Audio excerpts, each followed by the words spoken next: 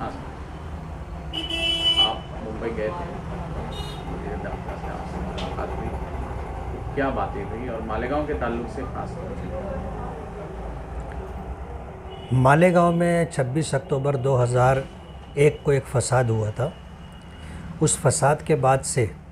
मालेगांव शांतिपूर्ण रहा और तकरीबन 20 साल का अरसा गुज़रा। मालेगांव में ऐसी कोई घटना नहीं हुई जिसको हिंदू मुस्लिम फसाद का नाम दिया जा सके, या ऐसी कोई घटना नहीं हुई जिसकी वजह से शहर फसाद की जद में आ जाए। लेकिन 12 नवंबर जुमा के दिन जो हादसा हुआ, इस बात को लेकर के सरकार भी बहुत ज़्यादा तशवीश में थी कि मालेगांव के हालात संभल गए थे, अब मालेगांव के हालात क्यों इस रुख पर गए। पूरी तफसीली गुफ्तगू होने के बाद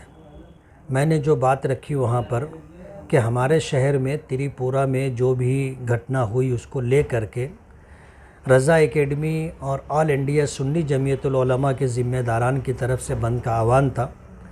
और बंद शांतिपूर्ण रहा। लेकिन कुछ लोग थे जो इस शहर में फसाद बर्पा करना चाहते थे और उन्होंने जो कुछ किया, पुलिस पर पथराव और झाड़ फोड़ और इस तरह के जो हालात रहे, उसकी वजह से शहर फसाद की जद में आ सकता था। लेकिन अच्छी बात ये रही कि इस तरह की हरकत करने वालों के मुकाबले में उनको समझाने वाले बहुत बड़ी तादाद में थे और ये मामला तकरीबन 100-200 मीटर के दरमियान ही रहा और एक रोड पर रहा, वहाँ से वो पसरा नहीं,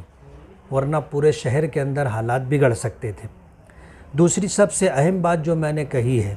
कि ये जो बंद था ये शांतिपूर्ण था और जो बंद के ज़िम्मेदारान थे वो तमाम लोग जो है तहसीलदार के कहने पर कि तुम निवेदन देने के लिए निकले हो, अपने ठिकाने पर वापस जाओ, हम वहाँ आ कर के आपसे निवेदन ले लेंगे। तो वो लोग रास्ते से वापस हो गए और अपने अपने ठिकाने पर पहुँच गए।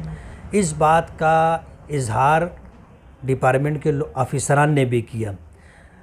मेरा ये कहना है, और जो मैंने Ajit Dada Pawar deputy chief minister और होम मिनिस्टर दिलीप वलसे पाटिल साहब से बात की, वो ये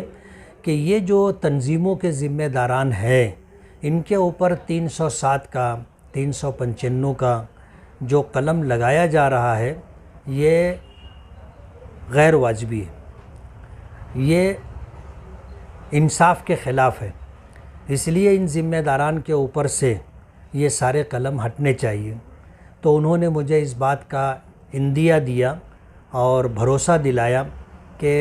ये 307 की और 395 की कलम हटा ली जाएगी और इस कलम की वजह से अगर इनके ऊपर कोई दिक्कत आ सकती हो तो उस मामले के अंदर हम लोग जो है उनको बिला वजह हरेसमेंट और परेशान नहीं करेंगे। तो मैं अहलियान शहर को ये बताना चाहता हूँ कि रज़ा एकेडमी हो, सुन्नी जमीयतुल उलमा हो,